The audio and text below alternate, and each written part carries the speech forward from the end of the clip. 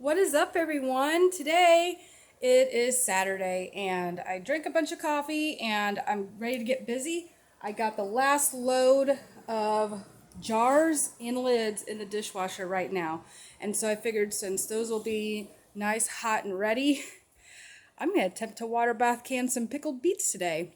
I've never pickled beets before, and I haven't water bath canned in a long time. And here's something else I'm experimenting with as far as water bath canning goes, if I could speak right.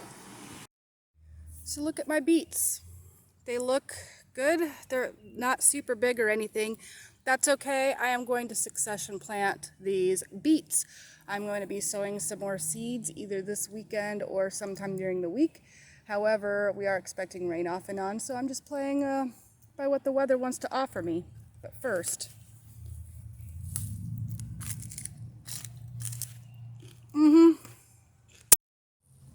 all right, so let's pull these beets.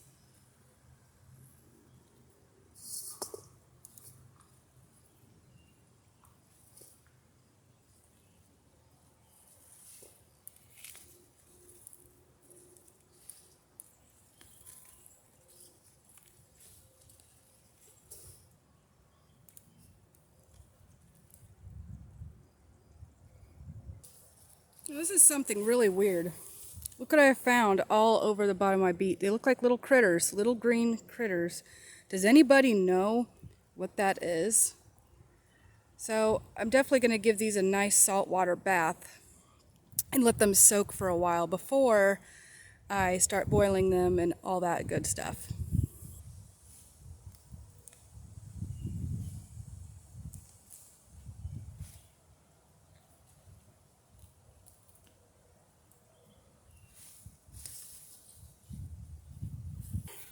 What's weird is those little critters are just on that one beet. They're not on anything else. That's so weird. All right, let's go inside. So now I've just chucked some salt in there, and I'm filling it up with some hot water. And I'm probably going to let these sit for a half an hour to an hour. Besides that, dishwasher's still running. I'm not ready for all that yet. So I got plenty of time. Good thing I caught this now with all the little critters all over the bottom of that one beet. I've seen a couple small spiders and some ants in there. So there's a little ecosystem, and I don't want to eat the ecosystem. That's unwanted protein. Haha, cosmic cultivators. Make sure you check them out. They're talking about how to get rid of unwanted proteins in your vegetables as well. So I forgot to mention, I'm also saving my beet greens because I've never had beet greens before, but I love greens off of other plants, and I heard beet greens are delicious. And I really want to try to keep the stems, even if I'm just putting them in a bone broth or something like that. Just because of all the nutrients and stuff, I don't want any of my precious bounty from the garden to go to waste. I already see not only debris, but critters, like little gnats and stuff, floating around in here. But overall, I mean, the leaves look pretty healthy, so I'm really pleased with how they turned out. Well, let's check the beets.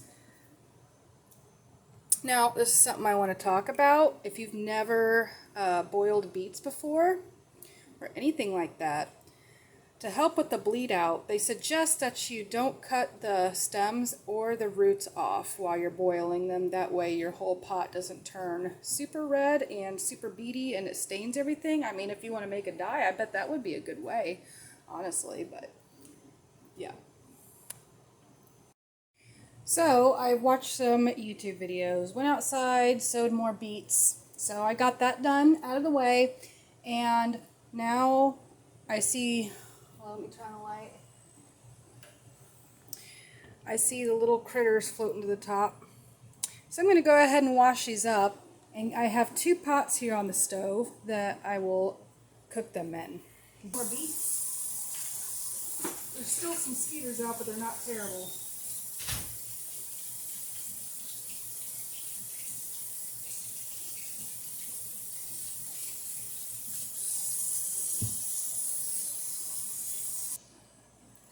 Now that's all done. I only needed 1 pot, so that's great. So I'm filling it up with my filtered water, and see all the hard water on the outside? Yeah, that's part of the reason why I filter my water. Plus, I don't want to drink fluoride and chlorine either. So, ooh, that's a little tall. I think it's going to be okay though.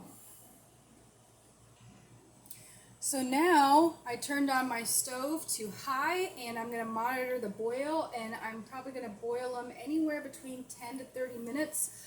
I will be checking the skin, see how easy they pull off or start to peel off and how soft the beets are, and then I will decide from there what time I am taking it off the boil. Alright, it took roughly about 12 minutes to get the size of beets to pass the fork test. And what I mean by the fork test is if you stab it and it kind of gives just a little bit, then they're ready. So I'm going to take this off and let them cool.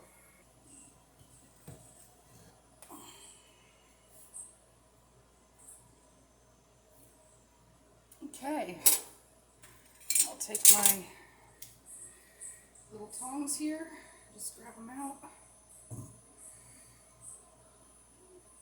So there's the finished product, and I'm going to let them cool in here. I'm going to save this beet juice water for my brine. Now I'm going to have to measure it separately so I get the ratio to my vinegar and water correctly.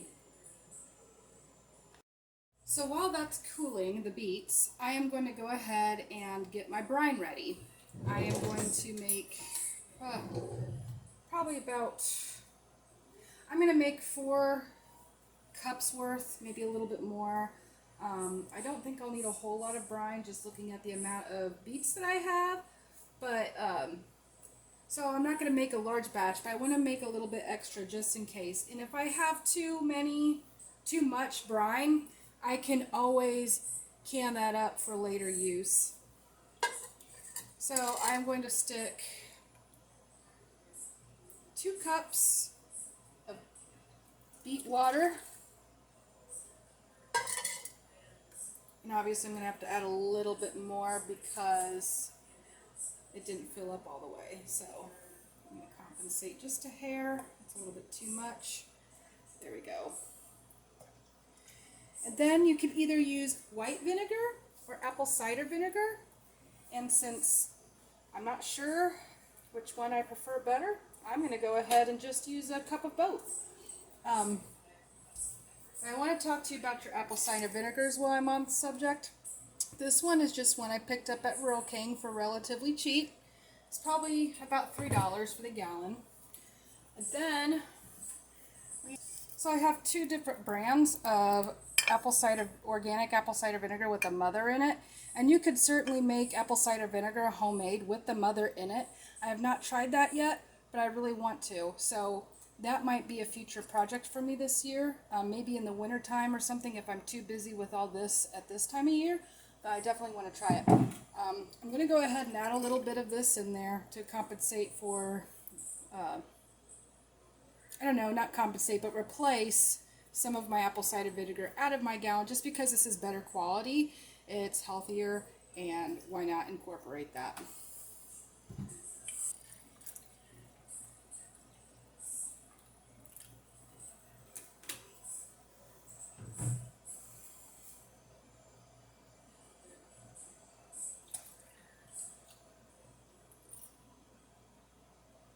A cup of the white vinegar.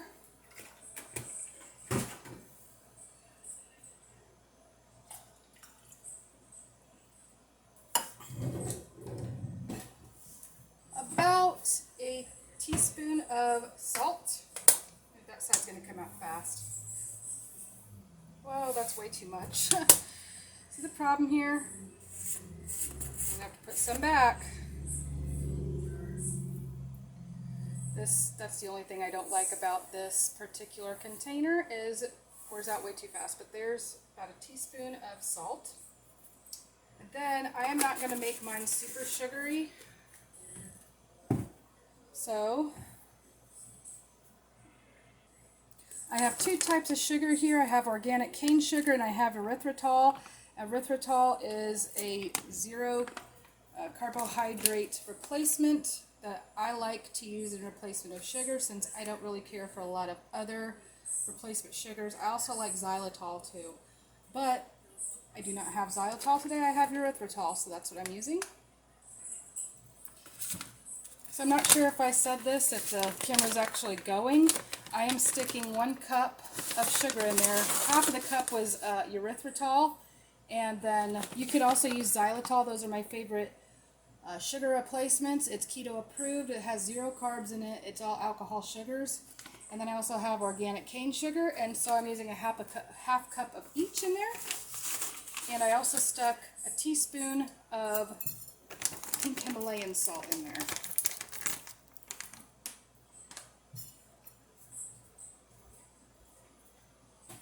So I'm going to turn it on medium-high heat. Sorry, I got the sink running.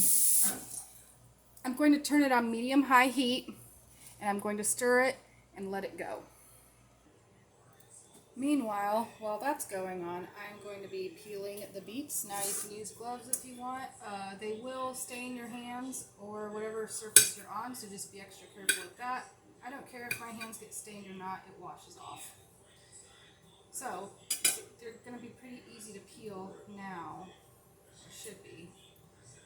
If not, I would suggest using a peeler. Let's get one of those out. Or you could use a knife.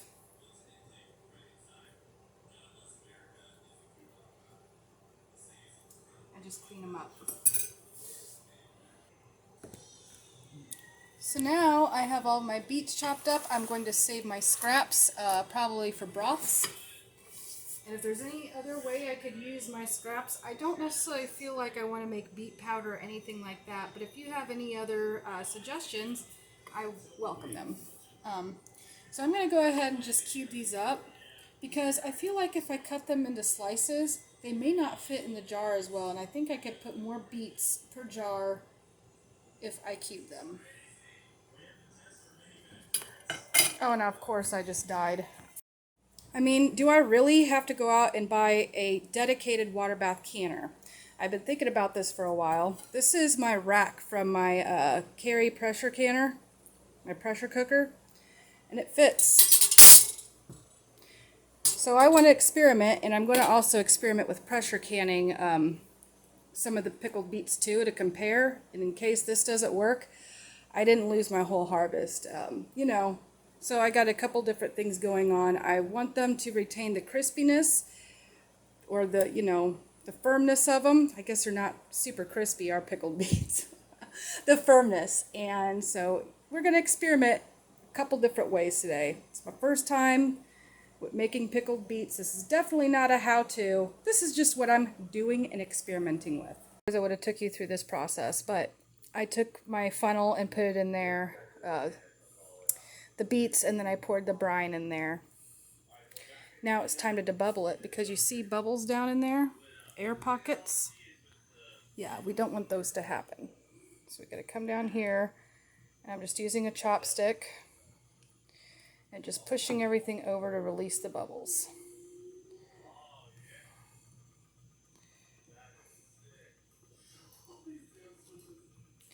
So debubbling is easy.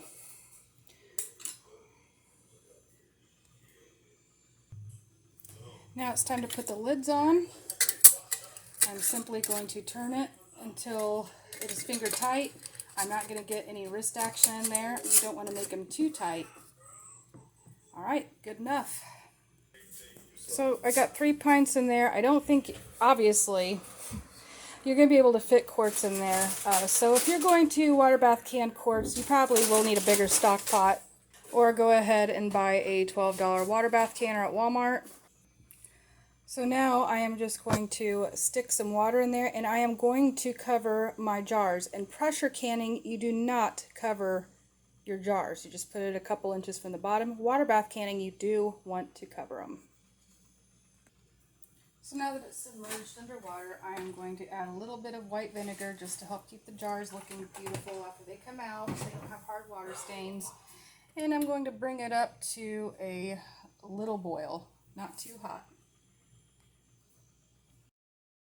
So I'm at a nice rolling boil now. It's not too much. It's a little too weak, a little bit. But I'm going to go ahead and start my timer for 32 minutes. That way the boil can catch up to where it needs to be. Actually, it's looking pretty good now. So I'm going to go with 31 minutes and I'm going to process them. So just a little disclaimer, I did put the lid on and it started boiling harder, so I turned down the heat to about halfway and put the lid back on, and it's got about 8 minutes left. I'm sorry I didn't tell you this sooner. I'm getting dinner ready. So the timer went off. Some people say to let it set for 10 minutes, some people say 5, some people say take it out right away. So I am just going to let it cool off for a few minutes. That way I don't accidentally spill some hot water on my foot or anything when I'm taking it out. Dinner's ready. I will attend to the dinner first and then I will get the jars out. Dinner's ready. So let's go ahead and get these jars pulled out. See how hot that is. I can grab that. And when you're taking them out, make sure you grip around the jar, not the actual lid. Try to tilt off some of the extra water there. That one's my brine. There's some of my beets.